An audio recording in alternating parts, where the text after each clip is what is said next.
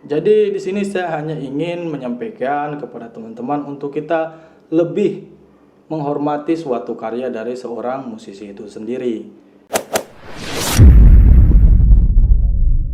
Halo abangku semua, selamat datang kembali di channelnya One Prank. Gimana kabar kalian? Hari ini ada pembahasan yang saya bilang sangat menarik sekali untuk teman-teman dengar terkait akun-akun channel parodi ya teman-teman. Yang mana sesuai tema kita pun di sini saya kasih adalah wajar jika Alibata suatu saat menghapus YouTube channelnya. Hari ini kita akan bongkar semua, kita akan bahas tuntas hari ini. Bagi teman-teman yang belum subscribe channel ini, pastikan dulu subscribe agar teman-teman selalu mengupdate terus informasi terbaru tentang Alibata serta menepis tudingan-tudingan miring tentang beliau. Oke, kita langsung saja masuk ke pembahasan. Check it out.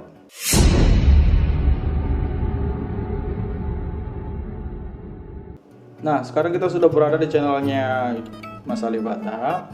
Di sini ada beberapa poin yang saya ingin sampaikan kepada teman-teman terkait tentang akun-akun channel parodi ya teman-teman. Dan di sini saya sangat membutuhkan pendapat dari rekan-rekan semua setelah menonton video ini. Oke? Poin pertama di sini yang ingin saya bahas adalah keterkaitan akun-akun channel tentang parodi. Di sini parodi yang saya maksud adalah parodi yang mengambil channelnya orang lain atau kontennya orang lain, terus kemudian mereaction videonya Mas Alibata. Seperti yang kemarin saya bahas, yaitu tentang vokalis legend ya teman-teman, Steven Tyler itu mereaksi video Alibata. Dan saya bilang itu tuh termaksud hoax ya teman-teman. Dalam arti mereka hanya menggunakan gimmick sebagai katanya parodi dan lain-lain. Setahu saya parodi itu contohlah misalnya seperti ini. Saya adalah seorang Najwa Shihab, ya kan? Nah, saya parodikan gerak-geriknya dan lain-lain. Istilahnya kita tetap menghargai profesinya beliau. Nah, kalau seandainya seperti yang kemarin saya bahas tentang Steven Tyler itu apa yang diplesetkan gitu kan videonya. Baru judulnya pun dimatikan dengan tanda seru semua. Di sini saya tidak ingin menjudge dan lain-lain, tetapi alangkah baiknya kita saling mengingatkan agar bisa menata kembali lebih baik lah. Jangan sampai teman-teman ke depan bakal terkena masalah atau dan lain-lain, karena konten-konten tersebut itu adalah bagi saya pribadi sudah masuk dalam unsur hoax ya teman-teman, dalam arti tidak benar. Steven Tyler itu belum pernah sama sekali mereaction videonya seorang Alibata. Terus kemudian Slash pun tidak pernah mereaction videonya Mas Alibata.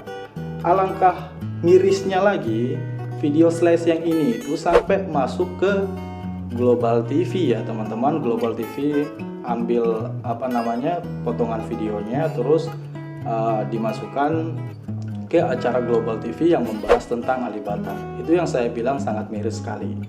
Kenapa saya bilang JNR yaitu Slash sendiri tidak pernah mereaction? Ya memang tidak pernah. Nah, di sini saya akan membagikan fakta buat teman-teman, yaitu Alibata itu pernah langsung diapresiasi oleh satu Brian May. Terus kemudian yang kedua adalah Avenged Sevenfold. Terus yang ketiga adalah Maher Zain. Terus selanjutnya adalah Halloween. Jadi seperti itu ya teman-teman. Untuk JNR sendiri itu personelnya belum pernah namanya mengapresiasi Mas Alibata. Yang pernah itu adalah dari situs resminya JNR sendiri, yaitu jnrcenter.com ya teman-teman. Sampai sini bisa diterima poin pertama. Kita langsung masuk kepada poin kedua. Dimana di sini poin kedua saya ingin menyampaikan kepada teman-teman, sosok seorang Alibata itu adalah sosok seorang musisi yang murni ya teman-teman. Jadi di sini saya ingin mengajak teman-teman semua kita saling menghargai musisi itu, dalam arti karya-karyanya jangan dipelesetkan yang seperti itu. Saya tidak akan menjudge atau apapun. Kita hanya saling mengingatkan di video kali ini.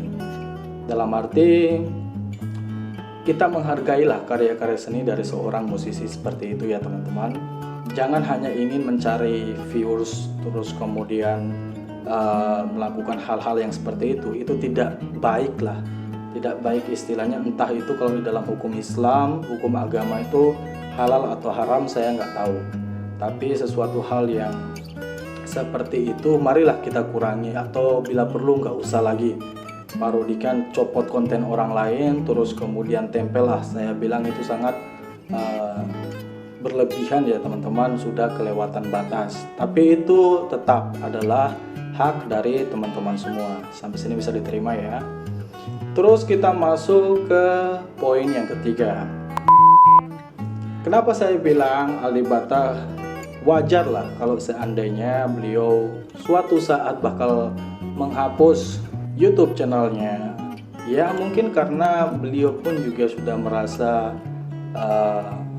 banyaknya akun-akun fake, terus kemudian banyaknya karya-karyanya yang tidak kayak kesannya tidak dihargai gitu loh. Maka itu saya ingin mengajak teman-teman, seorang musisi, entah itu nanti suatu saat karyamu sendiri, kalau seandainya dibuat seperti itu, apa sih yang kamu rasa gitu kan? Apa yang kamu rasakan, terus apa yang kamu pikirkan gitu loh. Jadi di sini saya hanya ingin menyampaikan kepada teman-teman untuk kita lebih menghormati suatu karya dari seorang musisi itu sendiri. Saya pun ini loh teman-teman, jujur hanya tangan doang bisa kok. Kenapa kalian gak bisa kan gitu? Nah, kesimpulannya dari 3 poin yang ingin saya sampaikan kepada teman-teman, mari kita rangkul lah, istilahnya lebih menghargai seorang musisi, apalagi seperti Mas Alip, yang kita tahu kehidupannya beliau pun adalah sangat sederhana dan itu diakui di dalam negeri maupun luar negeri ya teman-teman. Saya sendiri pun malu sebenarnya kalau seandainya ada musisi-musisi dari luar negeri semuanya itu datang mengapresiasi Mas Alip dengan skillnya, Indonesia diangkat. Nah kita orang Indonesia malah sembarang gitu loh, dalam arti karya-karya dari musisi kok diselewengkan jadi seperti itu kan, dibuat yang aneh-aneh, di editing yang gak jelas lah, akhirnya menimbulkan kesan hoax lah, berita yang tidak benar.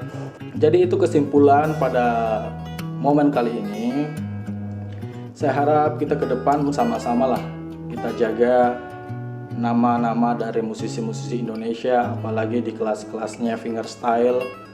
Kita rangkul mereka, konten-konten yang begitu sudahlah, stop lah bang, kan gitu. Kita harus menghargai musisi-musisi dari tanah air, apalagi Mas Alip itu orangnya sederhana loh, nggak neko-neko. Gak usah munafik lah, kita sama-sama semua mencari rezeki lewat beliau, dan beliau pun it's okay, fine. Dan itu sudah saya sering ngomong dengan Mas Alip bahwa saya tuh nggak suka munafik-munafik. Saya malah minta terima kasih karena kehadirannya Mas Alip, saya pun dapat rezeki dan lain-lain. Bukan saya saja, sebenarnya banyak sih. Maka itu hari ini saya nggak mau tutupin buat teman-teman untuk katakan munafik atau gimana. Jadi seperti itu. Saya harap yang saya sampaikan dari beberapa poin serta kesimpulan yang saya buat tadi bisa dapat menyadarkan kita semua agar ke depan kita bisa lebih baik lagi di dalam membuat suatu konten kreator. Oke, mungkin itu aja yang bisa saya sampaikan. Apabila ada saran usul silahkan sampaikan di kolom komentar di bawah. Thank you, di next video, bye.